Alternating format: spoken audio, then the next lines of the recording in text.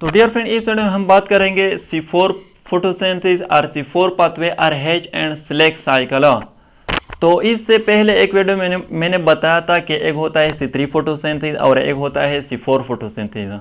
तो वहाँ पर मैंने कहा था कि C3 फोटोसिंथेसिस इसलिए इसको कहते हैं कि वहाँ पर डार्क रिएक्शन में जो फर्स्ट कंपाउंड बनता था यानी कि फॉस्फोग्लाइसरेट वो 3 कार्बन कंपाउंड का था, इसलिए हमने उसको कहा था C3 फोटोसिंथेसिस और C3 पाथवे। और वो प्लांट जिसमें C3 फोटोसिंथेसिस होता है उसको हम C3 प्लांट्स कहते हैं। मेजॉरिटी प्लांट जो है इसमें C3 फोटोसिंथेसिस होता है। और यहाँ पर हम इसको C4 फोटोसिंथेसिस इसलिए कहते हैं और C4 पाथवे कि यहाँ पर हमारे साथ जो फर्स्ट कंपाउंड बनता है ऑक्सैलोएसीटेट, ये 4 कार्बन कंपाउंड का होता है, इसलिए हम इसको C4 फोटोसिंथेसिस कहते हैं और C4 पाथवे। और दूसरी बात ये कि C4 प्लांट्स और C3 प्लांट्स के जो इंजाइम क्लोरोप्लास्ट और लीफ एनाटॉमी होती है वो डिफरेंट होती है एक दूसरे से। यानी कि यहाँ पर जो इंजाइम होती है यूज़ होती है वो फॉस्फोइनोल पायरोवेट कार्बोक्सिलेज इंजाइम है, और जो C3 प्लांट में यूज़ होती है वो राइबोलोज बाईफॉस्फेट कार्बोक्सिलेज इंजाइम जो है वो यूज़ होती हैं। इसके अलावा इसको हेच एंड स्लेक साइकिल इसलिए कहा जाता है कि इसको सबसे पहले डिस्कवर किया गया था मार्शल हेच एंड रोगर स्लेक ने, इसलिए इसको हेच एंड स्लेक साइकिल कहा जाता है। अब ये जो प्रोसेस है ये कॉमन होता है शुगर केन में, यानी कि C4 फोटोसिंथेसिस, मेज में और जो ग्रास फैमिली होते हैं इसमें कॉमन होता है ये प्रोसेस। और वो प्लांट जिसमें C4 फोटोसिंथेसिस होता है इसको हम C4 प्लांट कहते हैं। और एक बात और, C3 प्लांट में जो फोटोसिंथेसिस होता है वो सिर्फ मेसोफिल सेल में होता है, और C4 प्लांट्स में जो फोटोसिंथेसिस होता है ये तकरीबन हाफ प्रोसेस जो है ये मेसोफिल सेल के साइटोप्लाज्म में होता है, और हाफ प्रोसेस जो है ये बंडल शीथ सेल में होता है। तो C3 फोटोसिंथेसिस प्लांट में सिर्फ मेसोफिल सेल इन्वॉल्व है फोटोसिंथेसिस में, और C4 प्लांट में mesophyll cell and bundle sheath cell दोनों इन्वॉल्व है फोटोसिंथेसिस में। तो यहाँ पर ये हमने यहाँ पर इसके ये प्रोसेस बनाया है। तो यहाँ पर यह हमारे साथ जनरल प्रोसेस मैंने सिर्फ बताया है कि मतलब कहाँ तक ये प्रोसेस जो है मेसोफिल सेल में होता है और कहाँ तक ये बंडल शीथ सेल में होता है। इसके बाद वहाँ पर इसको डिस्कस करेंगे डिटेल के साथ डायग्रामेटिकली। अब यहाँ पर यह हमारे साथ जो रेड कलर की मैंने बनाई है आप कंसीडर कीजिए कि ये साइट मेसोफिल सेल है, और ये जो ग्रीन कलर की मैंने बनाई है ये बंडल शीथ सेल है। अब ये साइटोप्लाज्म है मेसोफिल सेल का, और ये साइटोप्लाज्म है बंडल शीथ सेल का। इसके बाद ये क्लोरोप्लास्ट है मेसोफिल सेल का, और ये जो है ये क्लोरोप्लास्ट है बंडल शीथ सेल का।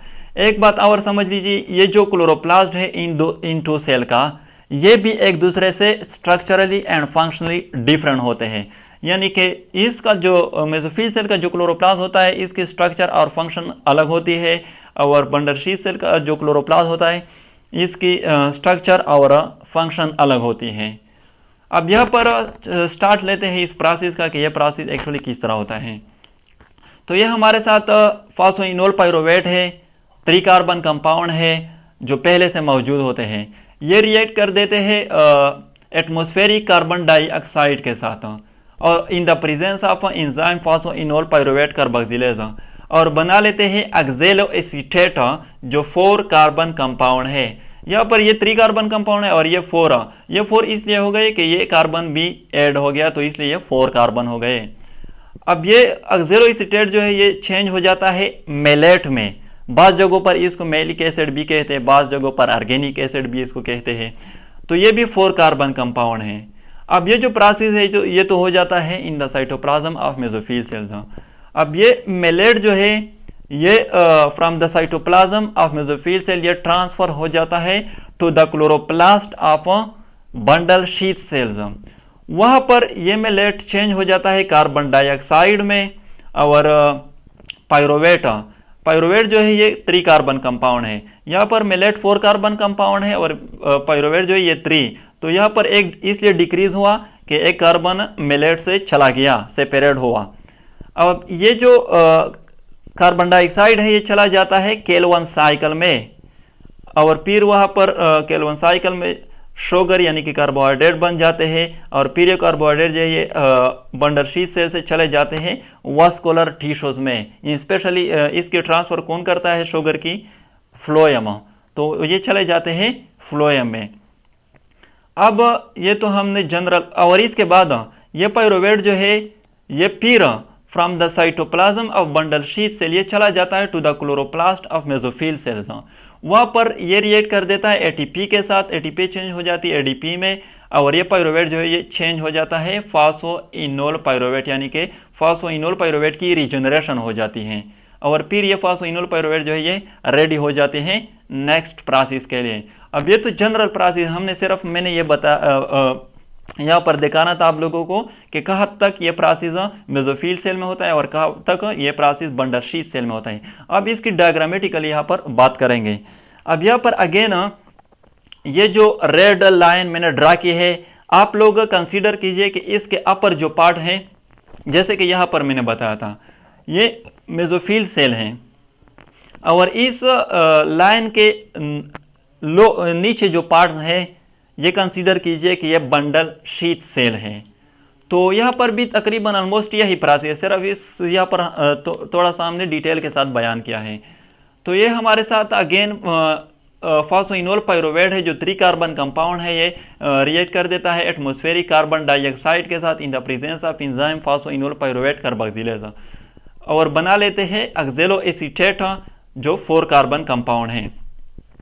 अब यहाँ पर ये ऑक्सैलो एसीटेट जो है ये रिएक्ट कर देते हैं NADPH के साथ, NADPH चेंज हो जाता है NADP में, और ये जो ऑक्सैलो एसीटेट है ये चेंज हो जाते हैं मेलेट में, और malic acid again organic acid भी इसको कहते हैं, ये भी 4 कार्बन कंपाउंड है। और इस स्टेप में जो एंजाइम यूज होती है NADPH maleate dehydrogenase enzyme use होती है। अब अगेन जैसा कि यहाँ पर मैंने बताया था कि मेलेट जो फ्रॉम मेसोफिल सेल के साइटोप्लाज्म से चले जाते हैं to the chloroplast of bundle sheath cell, यहाँ पर भी ऐसा होता है। यहाँ पर ये चले जाते हैं मेसोफिल सेल से बंडल शीथ सेल में, ये मेलेट बंडल शीथ सेल में मेलेट जो है ये चेंज हो जाते हैं कार्बन डाइऑक्साइड में एंड पाइरोवेट में। पाइरोवेट अगेन ये क्या है? 3 कार्बन कंपाउंड है। ये कार्बन डाइऑक्साइड चला जाता है केल्विन साइकिल में, केल्विन साइकिल में फिर शुगर बन जाते हैं, यानी कार्बोहाइड्रेट फिर चले जाते हैं वास्कुलर टिश्यूज में, जो फिर वास्कुलर टिश्यूज को ट्रांसफर कर देते हैं to different parts of the plant.